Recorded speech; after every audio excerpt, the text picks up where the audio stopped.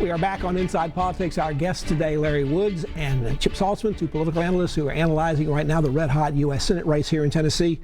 Chip, you got candidates that don't have a lot of name recognition. First time they've run statewide. Manny Sethi's gotten endorsements from two current senators, Rand Paul and Ted Cruz. He's also gotten endorsements from two former congressmen here in Tennessee, Zach Wamp down in Chattanooga, John Duncan in East Tennessee, over in Knoxville. Are those very helpful to him as he's trying to get votes, particularly in that part of the state?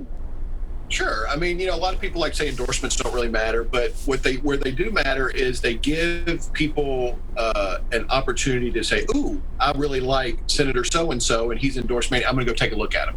And obviously people like us talk about it. It's in the newspaper. It's on social media.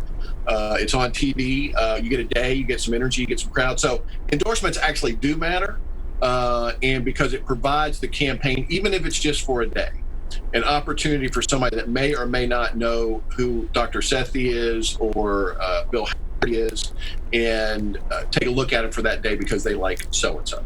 And in a race like this, it's so tight, every vote and every endorsement matters. So it's important. Larry, on the Haggerty side, he got an endorsement. He's got Tom Cotton from Arkansas on his side, but he's also gotten an endorsement from Marsha Blackburn, the other U.S. Senator from Tennessee.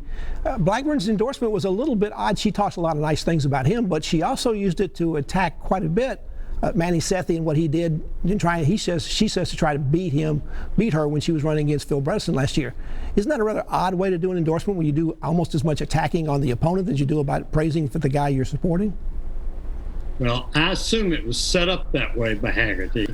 In campaigns I've worked in, when we reach out to get an endorsement from Smith or Jones or from the Republican U.S. Senator woman, Blackburn, we tell them, in effect, what to say. We work with them on drafting it.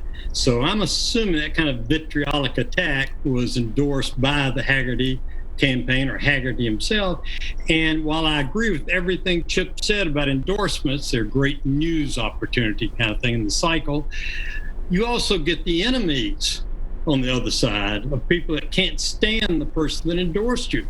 And Marsha Blackburn's a very volatile, very divisive personality in Tennessee, got lots of followers, obviously. She won that election. She's also got lots of people that really don't like her. And one of the reasons they really don't like her are these kind of statements that she made. So it really made me wonder. I think I would have been, if I were the candidate, I would have been a lot happier with the traditional kind of endorsement by the Republican U.S. Senator of, oh, my candidate's a great person, he'll do a great job kind of endorsement. Chip, let's move on to the national political conventions. They date all the way back to 1832 when Andrew Jackson was renominated for president for a second time.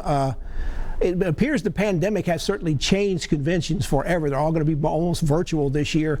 Have they killed conventions forever as well? Have we seen, people already said it was a dinosaur. Is it now going to be extinct like dinosaurs?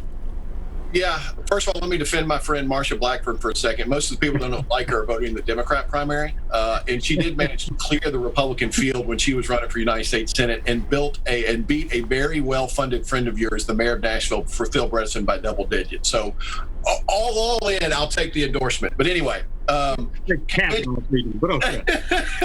conventions, I hope, will go back to normal at some point. Obviously, 2020 is different in every way. I agree with the Facebook meme. I'm giving 2020 a 1 star. Not a good year. Do not recommend. But conventions are meant to be, 100 years ago, they were actually about the process of nominating the president of the United States and the vice president. Now they are more media-driven events that talk about the excitement level and do the process stuff, but really it's a big kickoff to the fall campaign that both parties can get excited about as they kind of put their primary fights behind them, come together as a party, and move forward to win in November. I hope we get back to that, but this year is going to be a whole different ball of wax with especially the president canceling his acceptance speeches, but there'll still be a process convention that will happen in Charlotte.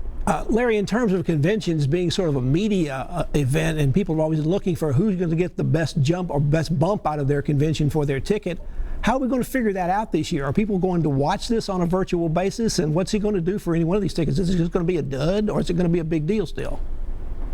I think there's going to be no convention bump.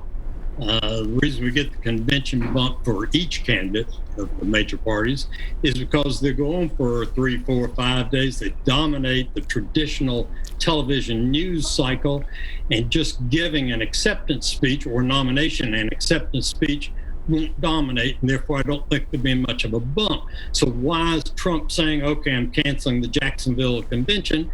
I think that's cold, hard politics. I think Trump's new campaign manager is telling him, if you go down there and bring, 10,000, 5,000 people from all over the United States, and there's then a spike in the COVID-19 virus epidemic in Florida, voters in Florida are going to blame you, Mr. Trump, and you can't afford to lose any voters in Florida. Neither side can.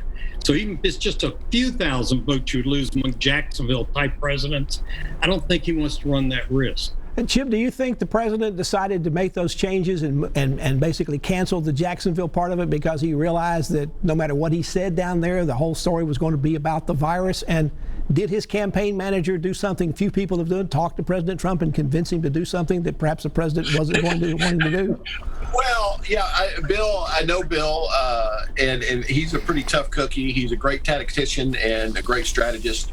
And as much as it pains me to agree with Larry about anything, I do think there was just some facts they had to decide on. Is if we go down there, what's a win look like? And for the president, he wants 30,000 people in an auditorium, rah rah, go go team. That is not possible. And so I think he did the right thing in kind of canceling it. Let's kind of figure out where we are, and I think that's where the American people are too. There's not a lot of people want to go. I'm going to Sperry's tonight, and I'm excited about that, to go out to dinner, but I don't necessarily want to go to a concert at Bridgestone yet. So, I think that's kind of where we are as a country. We're ready to get out and about. We want to be safe.